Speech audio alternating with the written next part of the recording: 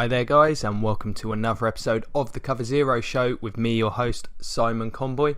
This episode is the weekly review for the week beginning April, 7th of April today. So this episode, just going to be going over a couple of signings that occurred this week. Going to finally go over the retirements. Of course, with the Tony Romo retirement, I've been looking for an opportunity to discuss players who've left the league, so got a list of them, and I'll be going through my round 2 mock draft. So if you've not seen my round 1 mock, that's in last week's review. Next week I'll be doing round 3, and then on the day of the draft I'll be revealing a final mock, which might be all 7 rounds. I'm not sure, depends how much film I can watch in the next few weeks. If not, it'll just be rounds 1 through 3 being done over. So hopefully you guys enjoy it. As I say, if you've not seen round 1's mock, definitely check out last week's. I'm currently in the midst of doing some draft previews as well. So if you're just interested in your team, I've done the NFC East and the NFC North. So getting into the signings and trade news this week, very little to cover, so this will be quick. I talked a little bit about this one in the Eagles draft preview, the big one being the Timmy Jernigan trade. This is a fantastic move, I think, for the Eagles. Jernigan has been good but inconsistent in his time in the league. It's just an exchange of third round picks. They move up around 20 or so picks, I believe the Ravens do. Their defence of this move has been, it'll give the youngsters an opportunity to get more playing time.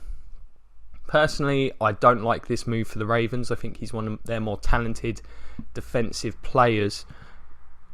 I agree he's not performed consistently enough for them to be necessarily happy with him, but I do think he's got a lot of talent. So this is a great move for the Eagles. Strengthens that defensive front. Him and Fletcher Cox should be a menacing pair up front.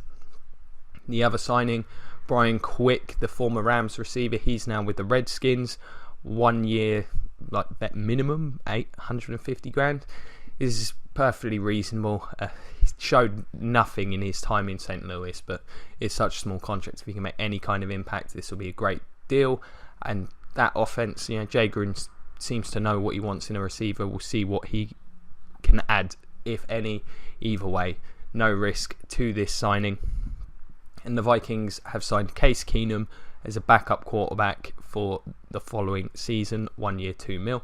Much less than he was making with the Eagles, and rightfully so. Fortunately for me, I think this is a bit of a bad sign as to what's going on with Teddy Bridgewater.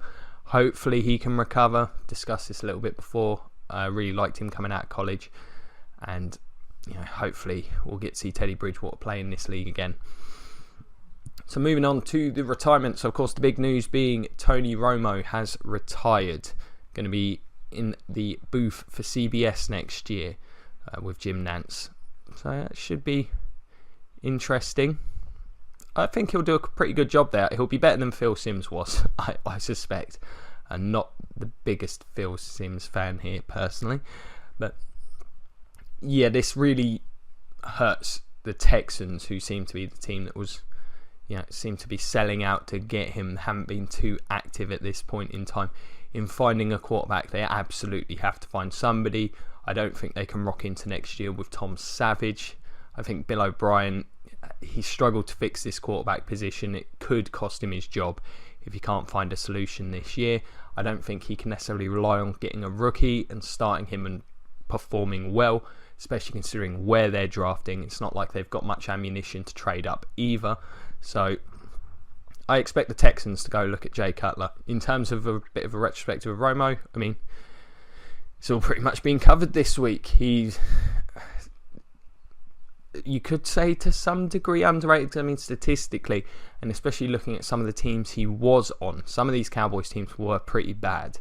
It's only in the last few years, last 2 in particular, where they've had a really good offensive line, in which he's missed most of those seasons. He's pretty much carried that team, been very poor defensively for the last several years. So yeah, I think he was a great player for the Cowboys. Of course, made the odd mistake. He had a bit of, I suppose, Brett Favre about him, but it made him certainly an entertaining quarterback to watch, and I think the league is worse off for not having Tony Romo in it. I'm not sure he was ever one of the absolute top tier of QBs, but he certainly was not far off, and a Pro Bowl caliber player for the vast majority of his time in Dallas. So it's a shame. I think it's a good thing for him though. Those back injuries, the shoulder injuries, so many over the course of his career, and the last one's been pretty significant. I don't blame him for retiring. I think it's a smart move on his part. Other retirements we had this year, DeMarcus Ware, I suppose, is the other big name, former Cowboy and Denver Bronco. Was very happy to see him get a ring with the Broncos. Certainly deserves it. One of the best pass rushers I've ever witnessed. You could argue the best pass rusher of his generation.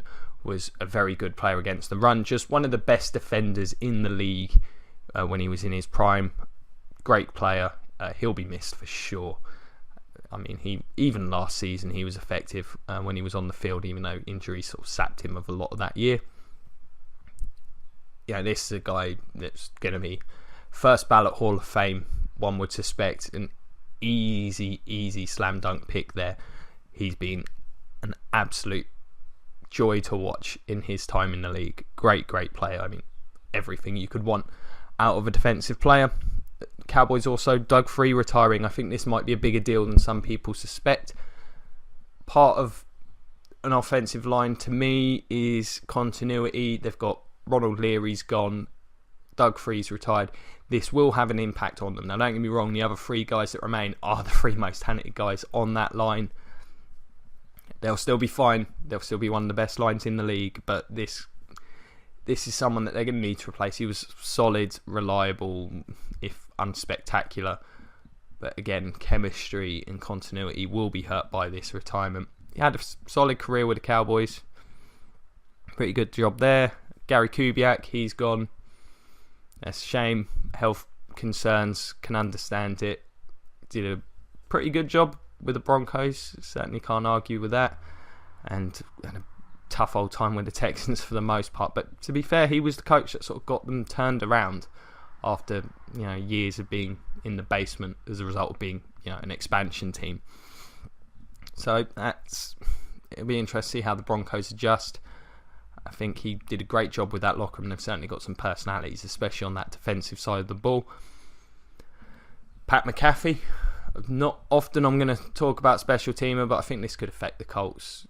He was a Pro Bowl punter. It won't affect them that much. At the end of the day, it's a punter, but he was a very good one. Strange to he's gone so he can go do comedy. I've not heard a guy retire for that reason. That's different. The other big name pass rusher, Robert Mathis. Yeah, he was great too. Master of the strip sack, an absurd number of forced fumbles over his career. Flew sort of under the radar for a large chunk of his career because of the presence of Dwight Freeney until people eventually learned, he's just as good as Dwight Freeney. Possibly a more rounded player than Freeney was as well. Yeah, great speed rusher. Again, fantastic career. May end up in the Hall of Fame. I'm not sure. His numbers might get him in. He does have a ring. Probably does deserve to. I mean, wonder in terms of longevity and consistency over a career. He's got both of those things, and at his peak was possibly in top 3-4 pass rushers in football. So those are supposed big names. A couple of other guys that I think got sort of gone under the radar. Chad Greenway retiring for the Vikings. I was kind of disappointed to see this. Outside linebackers in a 4-3 do not tend to get much love. But as a Buccaneers fan, we had Derek Brooks, so we pay attention to this spot. We got Levante David right now as well, so maybe put a bit more stock in it than most other fans. But Chad Greenway, great player for the Vikings for a very long time. Of course, slowed down in the last couple of seasons, but when he was in his prime, he was possibly the best player in the league at his position, especially after Lance Briggs sort of got older and then retired. I mean, it was really him. Levy had a couple of really good years. Yeah, great player. I'm sure Vikings fans know all this, but yeah, for those of you who haven't maybe heard of the guy, go back, watch some Vikings games, maybe from like the Brett Favre year when they made the championship game. You'll see Chad Greenway was a really, really good player for them. A couple of linemen, Jeff Schwartz, he was a solid player in his time in Carolina. He's now gone. Chris Chester retiring for the Falcons. They'll need to replace him. Steady vet. Percy Harvin's retired again. I'm not even going to talk about that. That's just pointless. Jordan Cameron, that was a bit of a surprise. Didn't really ever achieve anything with Miami. So I guess this is just one of those health / just can't be bothered with football anymore kind of retirements. They've replaced him with Julius Thomas. Really, one of them players sort of broke out onto the scene, then kind of never replicated that. Ryan Harris, long-time tackle, he's retired, was pretty good for a long time in Denver. And Josh Cribbs, who I didn't even know was still in the league, but he was, great return man for a number of years for Cleveland. And those are the notable retirements. I mean, of course, the headliners there being Romo, Ware, and Mathis, all potential future Hall of Famers. Romo's a tough discussion there, whether he'll get in. DeMarcus Ware's a slam dunk. I think that's a given. I think Mathis is deserving, and you could probably argue Romo is, but I think it might be a bit difficult. It's an era where a lot of quarterbacks putting up silly numbers, and a lot of them are going to get in. And unfortunately, I think the fact he's not got a ring, I think he gets in eventually, but I think he may have to wait a little while. Playing for the Cowboys almost certainly helps, I suppose. A lot of exposure there, a very known player. But yeah, Mathis and Ware, they will be missed. I love watching a good pass rusher work, and they're two of the best I have ever seen. So congrats to those two guys. Wonderful careers. Thanks for being as great as you were. Yeah, they'll be missed by fans of the game. Especially DeMarcus. Man, what a player he was for such a long period of time. So that was a bit sad. Moving on to the second round mock. So this is following the same format as last week. So if you didn't check out last week's, I recommend you do, because it's got the first round mock on it, which will really help with this week. But what I'm doing is I'm going through essentially two separate mocks. So I've got what a team I think will happen, so my, I suppose, actual mock, and then what I think each team should do at that spot. Now these do all coincide. I did the same thing last week with each other, so it's essentially two different mocks. So what I think a team will do and what I think they should do. So getting into it, we've got the Browns with the 33rd overall pick.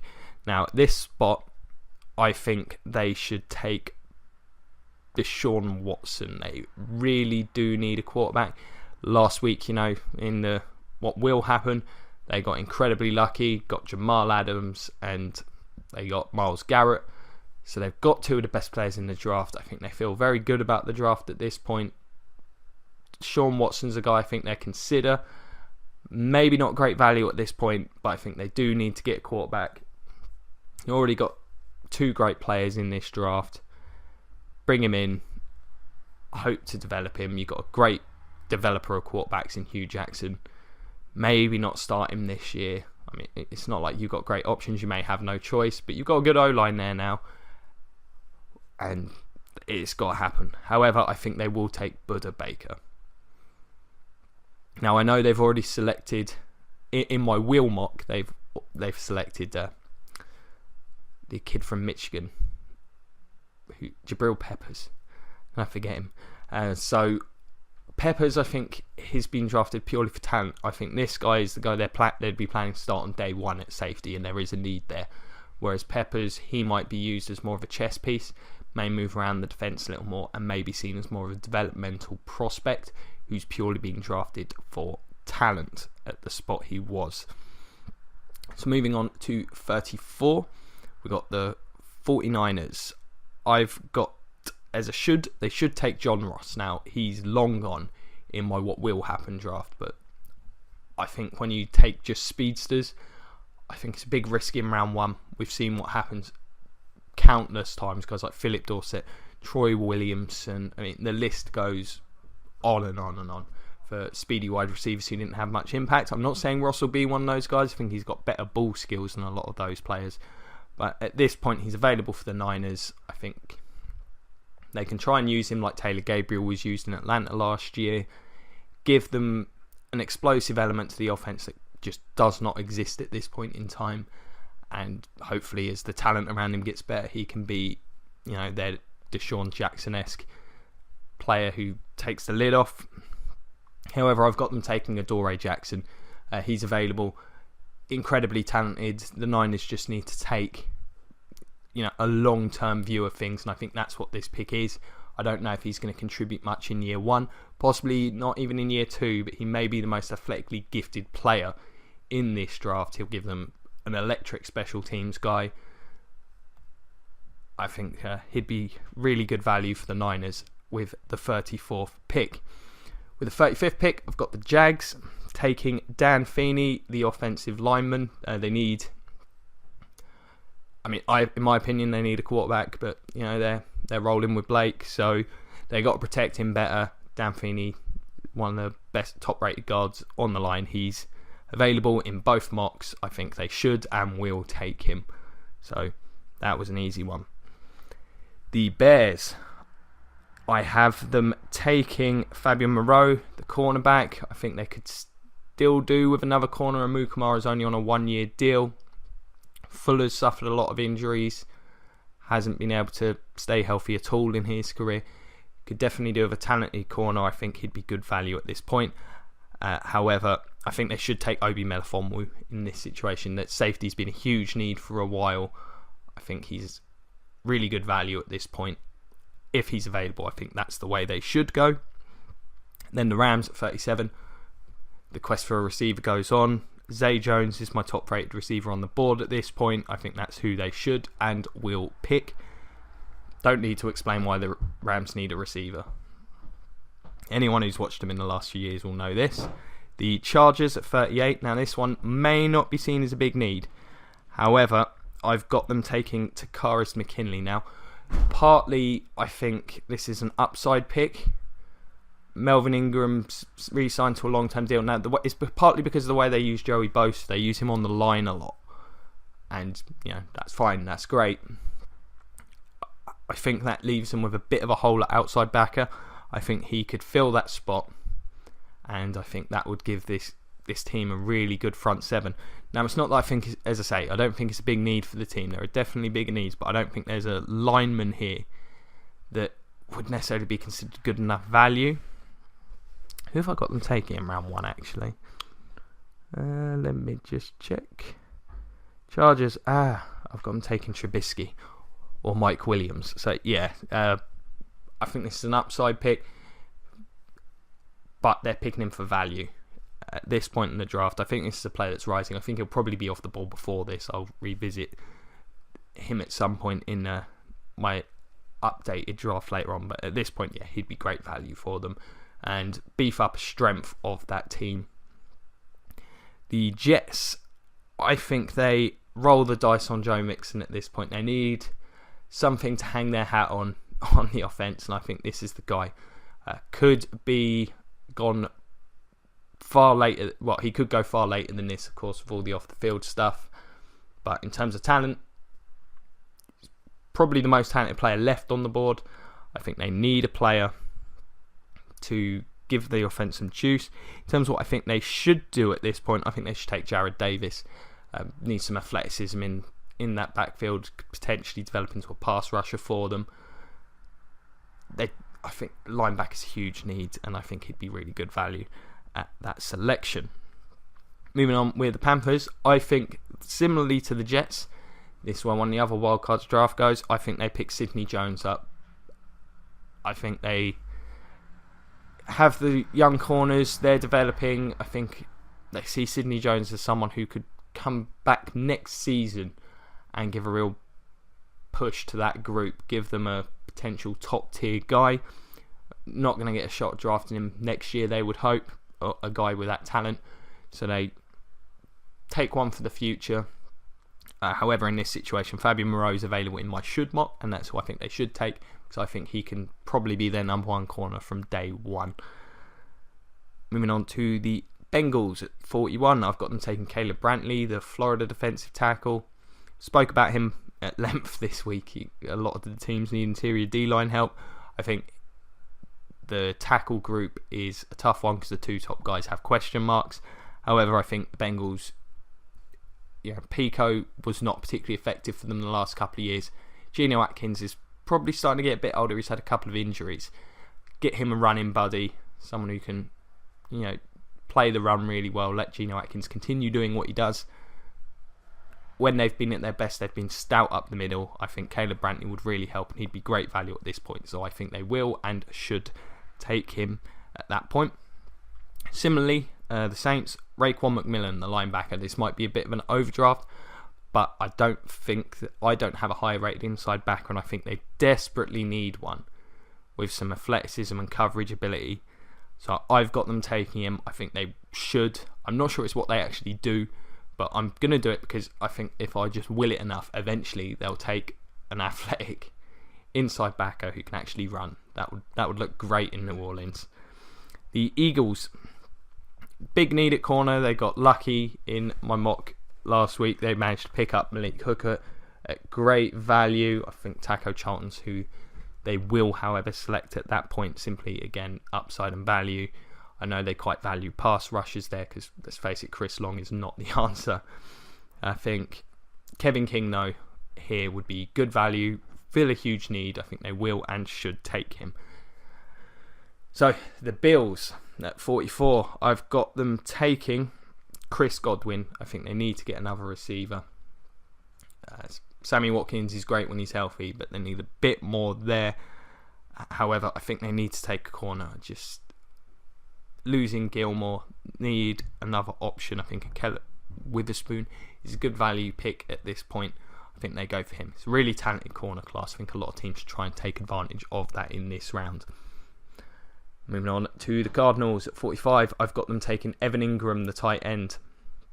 It's been a big need for a while. I'm still confused by the Jermaine Gresham signing. This gives them, the option to get rid of him in a couple of years when he doesn't live up to that big contract. Athletic, I think he's a better talent than the receivers that are available at this point. And this is team gearing up to try and win now. I think they've got to find a contributor, and I think he could well contribute in this offense next season. Now, the Colts, I think they will take Marcus Williams, the safety. It's a need. They just need to get talent on the defense. I think they should probably take Cole Lawson. I think the pass rush is probably more important than the back end in this team's development. But either way, to be honest, either of those players I think would be a good fit and a good selection for them at this point. I've got the Ravens next. It is. I've got them selecting Juju Smith-Schuster and need another receiver there. I think he's a guy that can come in and contribute fairly early, big body guy. Perriman hasn't really worked out. I think it's a big need. However, I think they should take Jordan Willis because I just think he's a player with incredibly high upside. They need to get more athletic and more youth in that front seven. I think he'd be a great selection for them at that spot. I could easily see that happening as well, actually, if he falls there. It seems like an Ozzie Newsome kind of pick. The Vikings, similar sort of situation. They need more weapons. I think they go Curtis Samuel. I think they'd like to find a lineman at this point, but I don't think they see any on the board of enough value. However, in my should draft, Malik McDowell's available, and if he's available, they'll take him. With the news of Sharif Floyd potentially not coming back or being an unknown entity for the future, I think he'd be good value. And Zimmer's done a fantastic job developing young defensive linemen. If he can get the most out of him, that'll be a great selection. The Redskins, I've got them taking Jared Davis, similar sort of thing. They need more athleticism and speed at the linebacker spot. I think they could move him about, potentially play him in the middle, potentially play him outside, see what he does best. I think he'd really help. However, I think they should take Blair Brown because Jared Davis isn't available in my should mock. He is already gone. The Buccaneers, I've got them taking Desmond King, the defensive back. I think they should and will take him here. They need, I think, another corner. Brent Grimes is getting up there. Hargrave should be a starter for a long time. But I think safety and corner are both a need. They can bring him in. He can play both spots. I think they can play him as a nickel or as a safety. see what he does best, see how he fits the scheme. We'll see how things go. But I think he's a talented player, and I think he'd be great value and a great need fit for the Buccaneers at that point. The Broncos, I think they will take Dion Parker, the guard here. They need a lineman bad. However, I think they should take Joe Mixon if he's available, simply because they need a run game. It's not all on the offensive line. The runners were not good enough last year. I don't think Devontae Booker's going to be a top tier running back. Mixon, in terms of talent, would be. If they can get a run game to complement that defense, I think this team will be very good regardless of who's playing quarterback. Hopefully the O-line's better. That would be just fun to see him in Denver, and I think if anyone can keep him on the straight and narrow, it's probably John Elway. The Browns at 52, they just need talent. I've got them taking Chris Wormley. You've got to get a bit tougher up front. I think he gives them a versatile defender. They can play him inside. They can potentially move him outside. I think he'd be a reasonable pick at this spot. One of the top-rated players I've got on the board.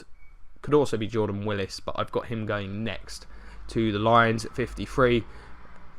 I think they will take him. I think they should take Carlos Watkins. They need a defensive tackle in the worst way in Detroit. The Finns at 54, I've got them taking Nico Siragusa, the guard. I think he'd be the top-rated guard on their board at this point. Come in, start day one. It's a big need on that offense at this point in time.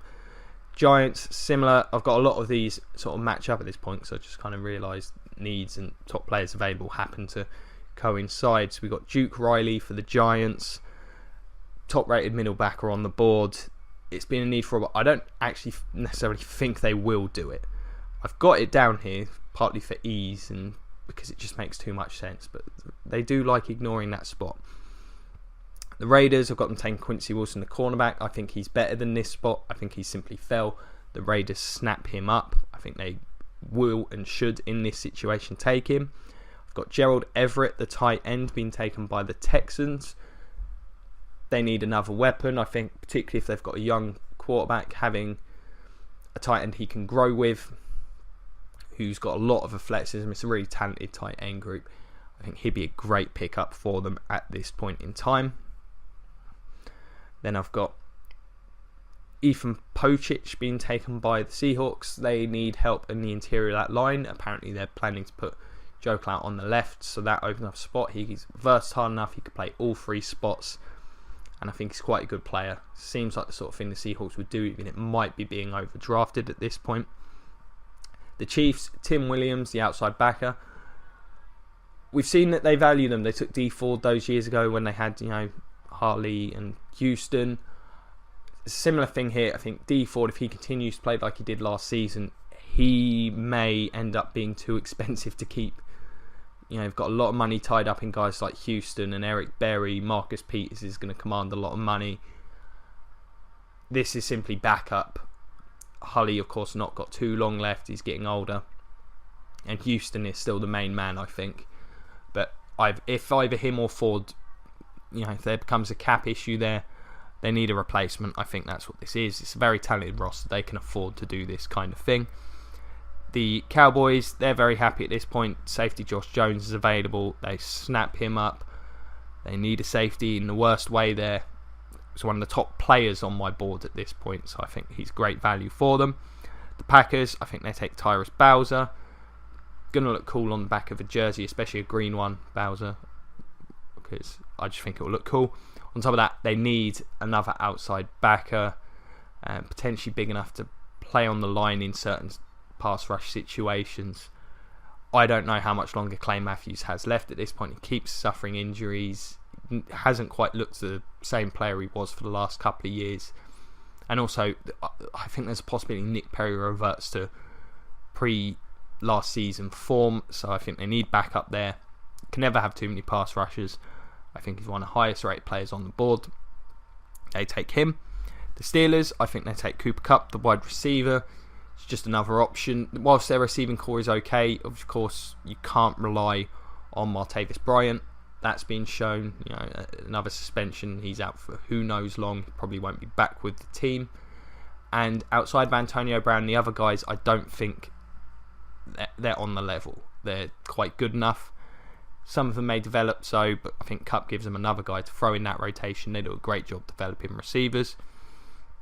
Falcons, I've got them taking Carlos Watkins. Oh, and I think the Steelers should take Sidney Jones, though, because he's available in this situation. I think he'd be a great selection. They can sit him for a year. I think this team will be okay next year, and yeah, plonk him in. It seems like a Steelers thing to do to me. The Falcons, they will take Carlos Watkins here. However, I think they should take Donta Foreman. I'm not sure that they're going to be able to get anything done with Devonta Freeman. And I think Foreman can offer a lot of the same skills. I think he'd offer a similarly effective complement with Telvin Coleman.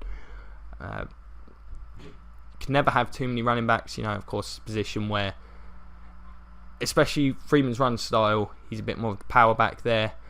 I think Foreman represents fantastic value at this point in the draft. A lot of teams have let some of the running backs fall because there's a lot of them available, and in my mock I just think the logic will be the top guys are off the board. We can pick someone up in round 3. The gap between the rest of these players isn't too huge, but I think Foreman's probably the best of the rest, and I think they get him just in case things don't work out with Freeman. We've heard a few things mentioned. I think they should do this just as a contingency. And the Panthers, with their last pick, I've got David Sharp, the offensive tackle, top rated tackle on the board. They need a tackle in the worst way. So whether he can start next year or even play guard, I'm not sure, but they bring him in, develop him, hopefully be a good protector for Cam Newton in upcoming seasons. So that's round 2. As I say, check out round 1. You'll have a far more complete view. There was one mistake there from last week where I gave Dion Parker to the Falcons. I think they should take him because the guy I will or should have given them was Forrest Lamp, who somehow slipped through the net. That's why I gave them him, because I thought Lamp was off the board. However, he wasn't in my what will happen mock. So they have Forrest Lamp in that scenario. What do you guys think? What are your suggestions for what your team will look at? Do you agree, disagree with any of these picks? Let me know, whether it's comments below, whether it's through the Facebook group Cover Zero, or finding me on Twitter at Simon Conboy. I'll do my absolute best to get back in touch with everyone. If you enjoyed this, check out the rest. As I say, round 1 was last week. Round 3 will be next week. Draft previews will be continuing up until the draft. You can like, share, subscribe, check out the Patreon, all that good stuff. It would be greatly appreciated. Whew. Spoke quite quickly through most of that. Thank you very much for your time, guys. Pleasure as always, and go Bucks.